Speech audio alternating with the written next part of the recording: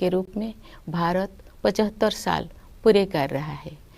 14 अगस्त के दिन को विभीषिका स्मृति दिवस के रूप में मनाया जा रहा है।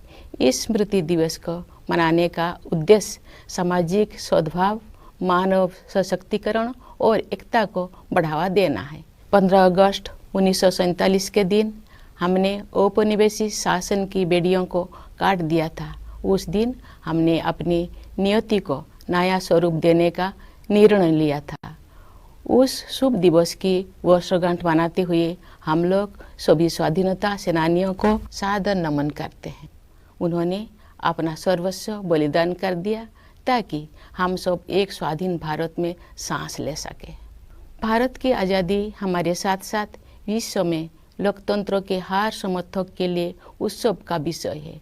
जब भारत स्वाधीन हुआ तो अनेक अंतर्राष्ट्रीय नेताओं और विचारकों ने हमारी लोकतांत्रिक शासन प्रणाली की सफलता के विषय में आशंका व्यक्त की थी। उनकी इस आशंका के कई कारण भी थे।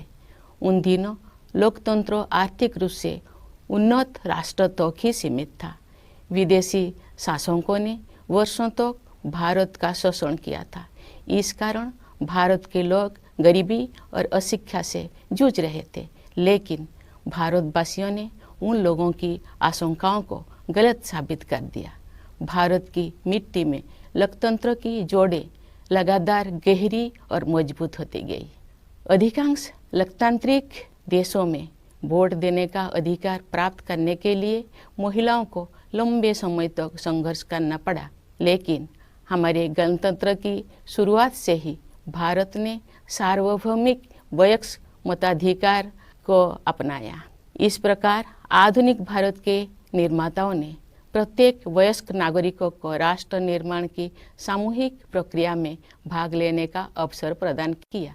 भारत को यह श्रेय जाता है कि उसने विश्व समुदाय को लोकतांत्रिक की वास्तविक क्षमता से परिचित कराया।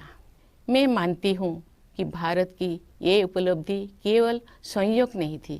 सभ्यता के आरंभ में ही भारत भूमि के संतों और महात्माओं ने सभी प्राणियों की समता व एकता पर आधारित जीवन दृष्टि विकसित कर ली थी।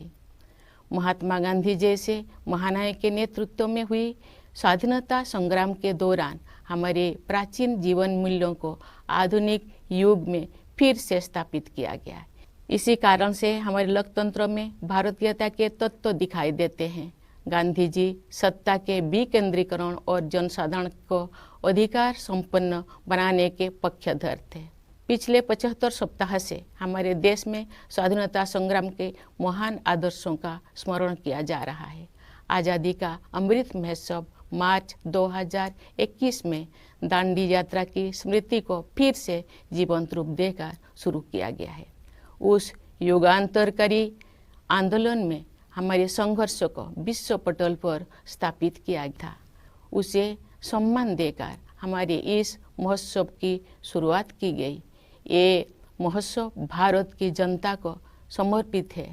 देशवासियों द्वारा हासिल की गई सफलता के आधार पर आत्मनिर्भर भारत के निर्माण का संकल्प भी इस उत्सव का हिस्सा है। हर आयु वर्ग के नागरिक पूरे देश में आयोजित इस महोत्सव के कार्यक्रम में उत्साहपूर्वक भाग ले रहे हैं। ये भव्य महोत्सव अब हर घर तिरंगा अभियान के साथ आगे बढ़ रहा है। आज देश के कोने कोने में हमारा तिरंगा शान से लहरा रहा है। स्वाधीनता देशवासियों को एक सूत्र में पिरोती है तथा एक भारत श्रेष्ठ भारत की भावना के साथ आगे बढ़ने के लिए प्रेरित करती है।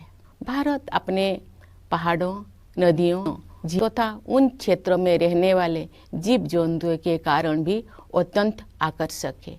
आज जब हमारे पर्यावरण के सम्मुख नई नई चुनौतियां आ रही है, तब हमें भारत की सुंदरता से जुड़ी हर चीज़ को दृढ़तापूर्वक संरक्षण करना चाहिए। जल, मिट्टी और जैविक विविधता का संरक्षण हमारी भावी पीढ़ियों के प्रति हमारा कर्तव्य है। प्रकृति की देखभाल माँ की तरह करना हमारी भारतीय संस्कृति का अभिन्न अंग रहा है। हम भारतवासी अपनी पारंपरिक जीवन शैली से पूरी दुनिया का सही राह दिखा सकते हैं। योग एवं आयुर्वेद विश्व समुदाय को भारत का अमूल्य उपहार है, जिसकी लोकप्रियता पूरी दुनिया में निरंतर बढ़ रही है। प्यारे देशवासियों, हमारे पास जो कुछ भी है वो हमारी मातृभूमि का दिया हुआ है। इसलिए हमें अपने देश की सुरक्षा, प्रगति और समृद्धि के लिए अपना सब कुछ अर्पण कर देने का संकल्प लेना चाहिए। हमारे अस्तित्व की सार्थकता एक महान भारत के निर्माण में ही दिखाई देगी।